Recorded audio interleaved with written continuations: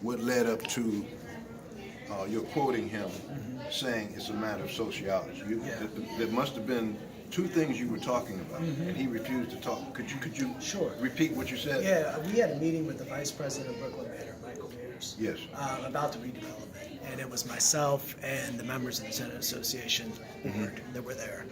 We were asking him, why can't you bring back all 535 affordable units? Right. If it's a question of a financial issue, if you can't get the deal done with bringing back all the affordable units, we will go with you to the city council and we will advocate for you to get money from the city in order to bring back all 535 units. Right. And in response to our offer to partner with Mid-City, in order to bring back all 535 units and in order to bring back all the large bedrooms that exist there now, the vice president said it's not a question of economics, meaning we don't need your help getting money from the city to do that. It's a question of sociology.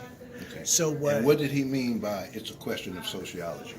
what I assume he meant, Right. because he didn't clarify it, but what Right. I took that as and what the tenants took that as is that they want black working class families off the property. Oh, wait.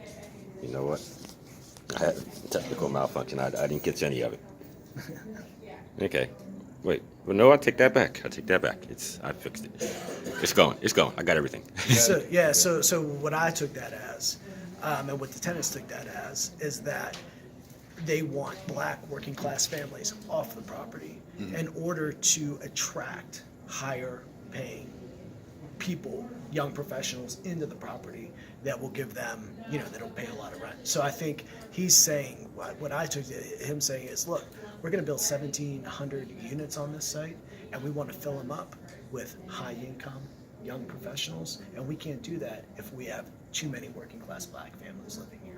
That's what I took that as. I can't get in his head, so I don't know that he meant that. Right. But the idea saying it's not a question of economics, it's a question of sociology. That's how I took it. And it also fits the pattern of what's going on in the rest of the city. Absolutely. Okay. Absolutely. Which led you to that conclusion. Absolutely. All right. Okay, Thank you very much. before we close it out, though, well, first of all, my timer numbers were blending into your shirt, and so that's why I thought I didn't catch anything. Yeah. but I meant to ask you though was so a lot of what you're saying is predicated on the idea that this is city money, which I get that, but there's a difference between a grant and a loan. So if they're paying it back, I mean, I'm not Yeah. against what you're saying, Yeah. but I'm just playing Trump's advocate. I mean, devil's advocate. but yeah. So if it is a grant, I mean, if it's not a grant, it's a loan. So it's money up front given to the developer, just given the developer. The developer never pays it back. It's the tax base that pays it back.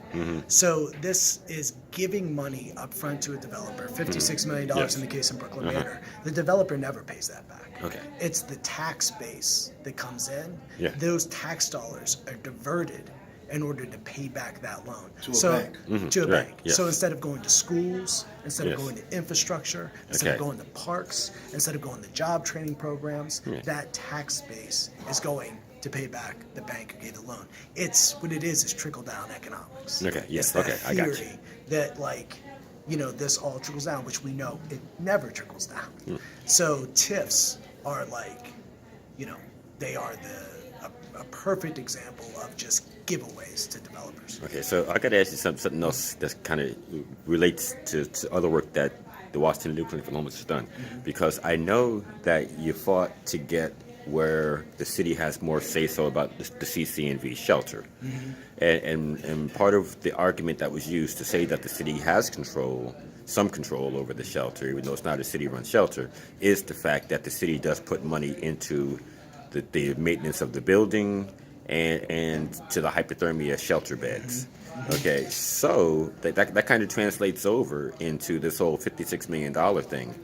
If the city is giving money to these developers, then the city should already have some authority to tell these developers what to do, because Yeah. that was the basic argument with the CCNV shelter. Yeah, and I wasn't involved in the CCNV stuff, but I think what you're saying is the city logically, if the city's giving money to projects, there should be strings attached to Yes. that money. Yes, And I what thought there we've already were. That's kind of what I'm saying. I thought there already were. And what we've seen over and over is even when there are strings attached, the developers ignore those strings, and the city never enforces the covenants that came with those dollars. And that's why, really, one of the most important things that we can do legislatively is clawback legislation, so that if a developer gets a subsidy to build affordable housing, to create X number of jobs, and they fail to do that, they have to give back the subsidy that they were given.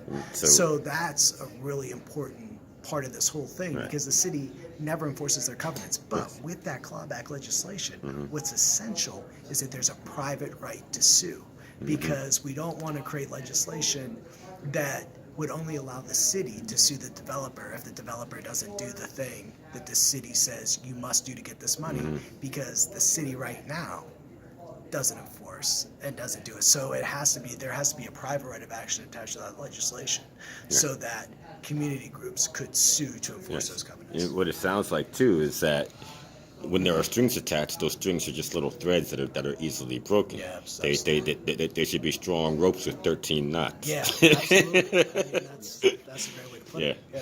Yeah. Okay. Cut. Okay. Get back and film the rest of the meeting.